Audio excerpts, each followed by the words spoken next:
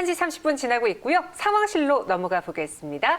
유한타증권 김덕호 FA와 함께 할게요. 어서 오세요. 네, 안녕하세요. 네, 안녕하세요. 오늘의 상황실 첫 번째 가장 핫 이슈 짚어보도록 하죠. 오후장 SOS로 봐야 되는 건 바로 내마녀의 날 선물 옵션 동시만기일이 아닐까 싶어요. 어제도 내일이 이제 선물 옵션 동시만기일인데 오늘 좀 팔고 볼까요? 라는 질문들이 유튜브에 좀 많이 올라왔었거든요. 실제로 그 이후를 조심해라. 기관 투자자들의 부클로징이 시작될 수도 있다는 이야기가 있는데 오늘 오후장의 흐름 어떤지부터 짚어볼게요. 네, 우선은 오늘 아침에 장을 보신 분들 아마 깜짝 놀라셨을 겁니다. 네. 시작부터 파란불이 굉장히 크게 또 들어와 있고 맞아요. 외국인들, 기관들 매도가 강세가 나오고 이런 부분에서 우선은 동요를 하셨던 분들도 굉장히 많으신데요. 오히려 지금 오후장에 들어서면서 또 다시 빨간불로 전환된 부분을 보니까 이제 또 내가 괜히 팔았나 이런 생각하시는 분들 또 나오실 것 같습니다. 맞아요, 네. 근데 우리가 이제 내마녀의 날이라고 하는 이유가 결국은 선물 만기일과 옵션 만기일이 겹치는, 즉 어떻게 보면은 우리가 롤오버 비용을 차감을 할 수 있는 마지막 날이기 때문에 또 이런 만기일에 대한 걱정들이 나타나는 거거든요. 그렇다면 우리가 개인 투자자들 입장에서는 주식이나 종목을 가지고 트레이딩을 하지만은 어떻게 보면은 기관이나 외국인들 입장에서는 선물 상품이나 이런 파생 상품에 대한 비용 절감을 하는 것이 좀 더 효과적일 수 있다는 거죠. 그렇기 때문에 오늘 장중에서도 마찬가지로 이런 매도 시즌이 당연히 나올 수밖에 없는 것이고요. 특히나 또 외국인들 입장에서는 또 이런 어떤 달러의 약세와 더불어서 이제 이머징 시장, 한국이나 중국, 베트남 아니면은 동유럽, 라틴 계열까지도 이런 어떤 매수나 매도를 진행되는 것이 결국은 시즌 따라서 진행되는 것뿐이다라고 좀 강조를 드리고 싶고요. 오히려 조금 매도가 조금 과했지 않았나라는 생각이 드는 부분은 외국인보다 좀 더 기관의 좀 매도가 좀 눈에 포착이 많이 되는데요. 실제로 이번에 기관들의 매도들이 오히려 좀 더 동학개미를 운동에 참전한 많은 분들의 사기를 꺾고 있는 것이 아니냐 이런 지적도 나오고 있습니다. 그렇지만 기관도 마찬가지로 이런 어떤 선물 옵션에 대한 어떤 비용 차감에 대한 부분이 굉장히 또 민감하기 때문에 당연히 매도가 강세가 나올 수밖에 없었다는 점을 지적을 한다면 오늘 장에서의 단순한 하락을 걱정하시기보다는 조정으로 보시는 게 맞지 않을까 생각이 됩니다. 근데 연말에요. 원래 통상적으로 외국인 투자자나 기관 투자자들 그냥 한 해를 정리하고 일찍 휴가를 떠나는, 물론 여행은 못 가지만 그런 모습 때문에 매 연말의 경우에는 거래량 굉장히 잠잠했고 개인 투자자들이 참 먹기 어려운 장이었거든요. 올해도 좀 그러지 않을까 싶은데 어때요? 아까 이제 아나운서께서 말씀을 해주셨는데요. 네. 일단 여행을 못 갑니다. 어디 여기서 못 이제 가요? 네. 여행을 못 가기 때문에 지금 거기다가 지금 기존의 어떤 투자자들도 마찬가지로 지금 실제 굉장히 좋지 않았어요. 왜냐? 백신이 나올 거다 기대감이 나왔지만 상반기에 끝내 나오지 않았었고 네. 경기 부양도 양적 완화 계속 완화를 계속 많이 했지만은 마찬가지로 또 한 번에 팬데믹의 확산에 대한 우려가 나오면서 추가적으로 부양을 했어야 되는데 이것도 마찬가지로 연중에 또 어려울 것 같다 이런 얘기도 계속 나오기 때문에 금융가들이나 아니면 애널리스트도 마찬가지로 쉽게 현재 상황을 판단하기는 어렵다는 거죠. 즉 우리가 만기일 이후에 어떤 상승 랠리의 모멘텀은 우리가 바로 어제부터 영국의 백신 접종으로부터 이루어지는 V-Day 이후부터의 본격적인 랠리가 시작될 수 있는 하나의 기초석을 다진다라고 보시면 될 것 같고요. 오히려 오늘 장중의 조정은 말씀드린 것처럼 단순히 조정으로 좀 보시는 게 낫지 않을까. 오히려 이번 백신에 대한 기대감들 그리고 연구로부터의 사회적 효과들이나 이런 것들이 보도가 될 때마다 오히려 증시 랠리가 나타날 수 있기 때문에 이번 올해만큼은 한 번 정도는 쌀타 랠리 한번 기대해 볼 수 있지 않을까 정도도 감히 한번 말씀을 드리겠습니다. 올해는 좀 산타랠리를 기대해 볼 수도 있을 것 같아. 긍정적으로 평가를 해주셨습니다. 그럼 현재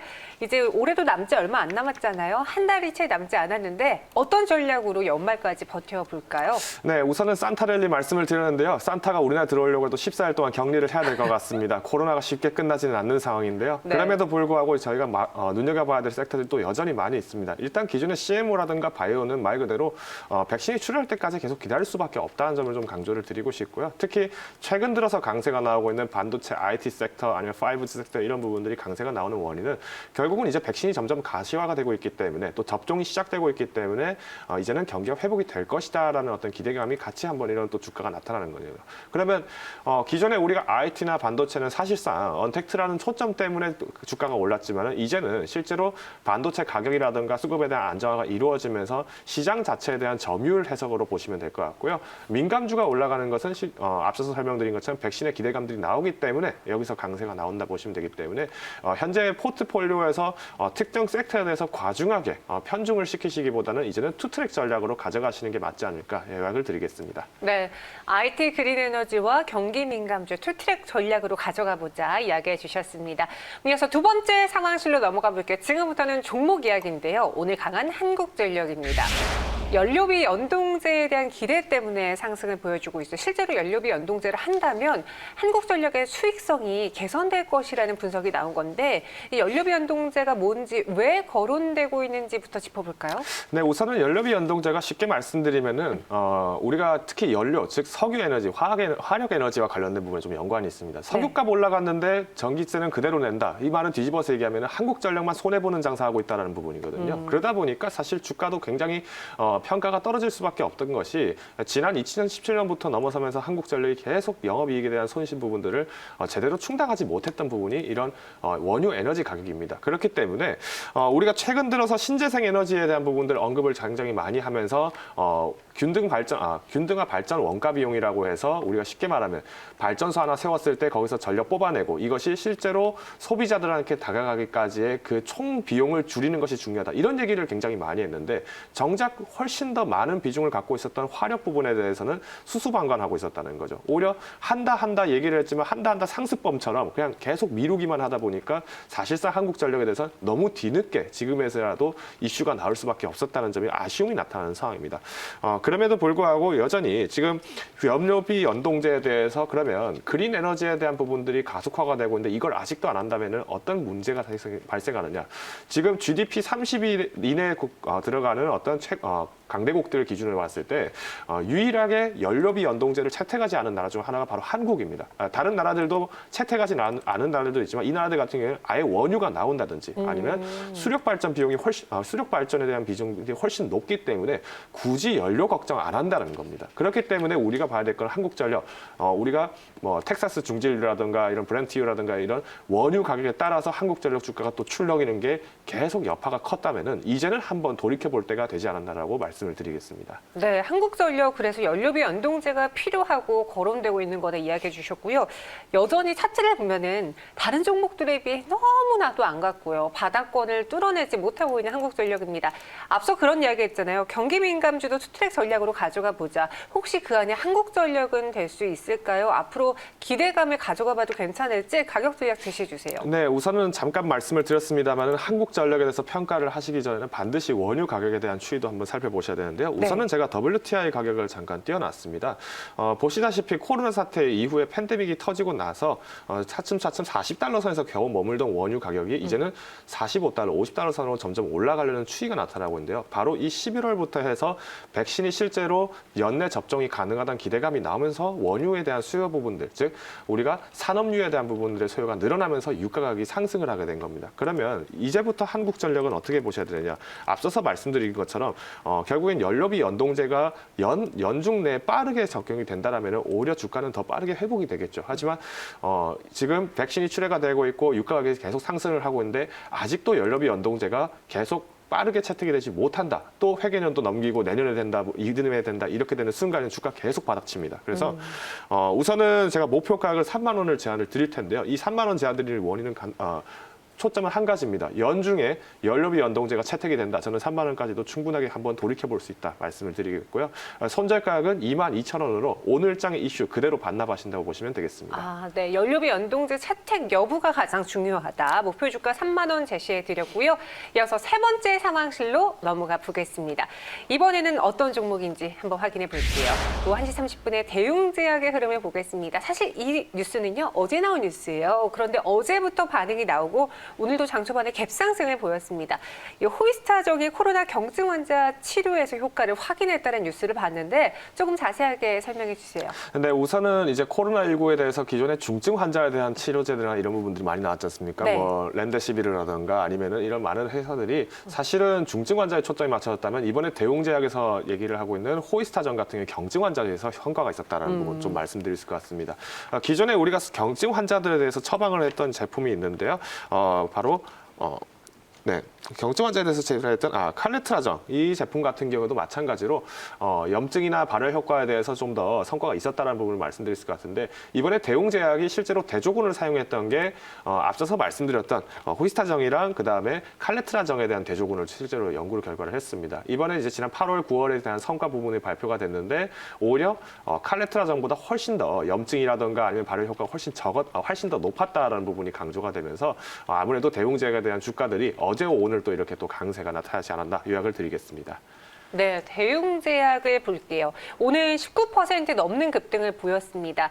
이 경증 환자에게 치료가 탁월했다라는 그 소식 때문이었는데 대웅제약을 봤을 때 투자 매력도가 높을까요? 지금 코스피 시장 안에서도 코로나19와 묶인 녹십자, 셀트리온, 대웅제약 굉장히 무거운 종목임에도 불구하고 훌쩍훌쩍 뛰어넘고 있거든요. 대웅제약에 대한 매력도는 어떻게 보세요? 네, 우선은 주가가 무겁기 때문에 움직이지 못한다라고 보신다면 사실 주식을 하기 굉장히 어렵겠죠. 지금 시장이 더더욱이나 주가가 또 큰 종목들이 더 잘 그렇죠. 움직이는 원인이 그만큼 시가총이 넓고 그리고 시가총이 크고 자본력이 확보가 되어 있고 그리고 인프라나 기술력이 입증이 되어 있는 회사이기 때문에 그만큼 주가가 높게 평가가 되고 있는 겁니다. 그렇다면 대웅제약도 마찬가지로 우리가 치료제라는 걸 만들었을 때 기존에는 우리가 백신에 좀 더 초점이 맞춰졌고 이제는 당장에 건강한 사람들을 빨리 만들어냈다면 지금 위독한 사람들을 살릴 수 있는 기술로 가는 게 치료제거든요. 그렇기 때문에 대웅제약 오늘장에서 안타깝게도 14만 원 선 돌파는 하지 못했지만은 다시금 한번 상승할 수 있는 기대감들이 높아질 수 있다는 점. 즉 우리가 임상 대한 결과들이 이제는 표본의 수 자체가 좀 더 극대화가 된다라면은 이런 성과들이 충분히 가시될 수 있다는 점에서 목표 가격 14만 원 제한을 드리겠고요. 손절가격은 11만 원 선으로 제한을 드리겠습니다. 네, 이렇게 대웅제약의 목표 주가는 14만 원, 손절가 11만 원으로 제시해 드렸습니다. 이어서 마지막 상황실로 넘어가 볼게요. 오늘도 뜨겁게 움직였던 무림그룹주, 그 안에서 무림 SP를 보도록 할게요. 종이빨대 원지인데 사실 무림 SP, 무림그룹주가 왜 이렇게 오르나고 찾아보니까 오늘 이 뉴스가 나왔더라고요. 종이빨대 원지를 개발했다. 이게 정말 오늘 장의 모멘텀이 되어준 걸까요? 오늘의 상승 이유는요? 네, 말씀하신 것처럼 실제로 종이빨대 관련인데요. 기존에 우리가 카페에서 사용하던 종이빨대가 아니라 우리가 우유팩이라든가 아니면은 편의점에서 파는 우리 플라스틱 캔으로 되어 있는 커피에 붙여 있는 이 꺾여지는 빨대, 우리 U자 빨대, 혹은 네. 이렇게 늘려서 만드는 망원경형 빨대에 대해서 종이 빨대가 개발됐다라는 게 지금 이슈가 나왔는데요. 국내에서도 마찬가지로 지금 종이 빨대에 대한 어떤 수요들이 많이 나타나고 있는데 기존에 카페에서 활용하던 이런 어떤 빨대나 이런 거는 이미 지금 많이 활용화 됐지만은 정작 우리가 어린 아이들이 자주 즐겨 먹는 어떤 뭐 초코맛 우유라든가 아니면은 뭐 어르신들 즐겨 드시는 뭐 두유라든가 이런 것들에 대해서는 조금 미흡한 게 많았다는 거죠.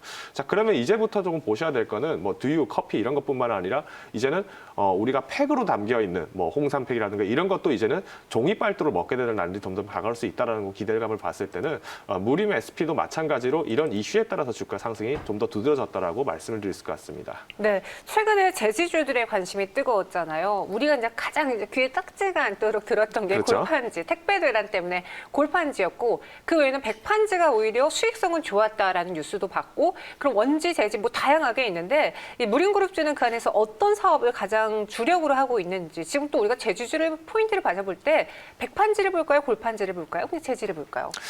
우선은 이제 무림 SP가 어떤 회사인지를 조금 설명을 간략하게 드리자면은 지금 기존에 우리가 접근을 했던 제지주들의 대부분 특징은 골판지라든가 아니면은 우리가 포장재와 관련된 부분에서 이슈가 많았습니다. 뭐 한국 패키지라든가 아니면 뭐 대림제지 뭐 이런 종목들이 다 그런 어떤 이슈가 있었는데 무림 그룹 같은 경우에는 특징이 뭐냐면 백상지입니다. 백상지가 뭐냐? 우리 프린터에 인쇄할 때 넣는 A4 용지 있잖아요. 맞아요. 바로 이런 A4 용지를 만드는 회사이기 때문에 오히려 산업 수요가 많아지고 어떤 문화예술 활동이 많아지고 이랬을 때는 백상지 A4 용지에 대한 어떤 소요들이 더 많아질 수밖에 없습니다. 그렇기 때문에 우리가 인쇄용 특수 용지들을 또 무림그룹이 담당하고 있다는 점을 봤을 때는 경기 민감주의 성향도 마찬가지로 띄고 있다는 점을 좀 말씀드리고 싶고요. 그렇기 때문에 실제 무림 SP나 아니면 무림그룹들의 주가들이 전체적으로 경기 회복기가 됐을 때까지 꾸준하게 상승을 하는 모습을 나타냅니다. 다만 어떤 민감도라든가 아니면은 조금 경기의 탄력이라든가 이런 거에 따라서 좀 반응을 하는 것이 빠르다 보니까 사실상 그 전까지 이슈가 없다면은 주가는 거의 비스듬하게 올라간다는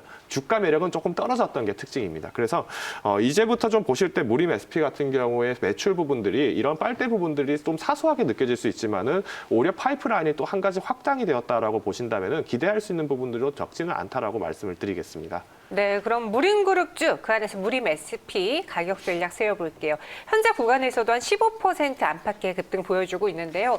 들고 갈까요? 팔고 갈까요? 저는 오늘 장에서는 조금 진입을 자제하시는 것이 맞지 않을까라는 생각이 드는데요. 그 네. 원인 중 한 가지도 앞서서 말씀드린 것처럼 경기 민감주 성향 자체로 봤을 때는 주가 탄력이 상당히 적은 편입니다. 그럼에도 불구하고 지금 오늘 이번 달에만 지금 무려 거의 52% 가까지도 주가가 올라갔다는 탄력은 어떤 모멘텀에 대한 대한 어떤 이슈 부분들이 크기 때문에 다소 반납을 할 가능성이 높습니다.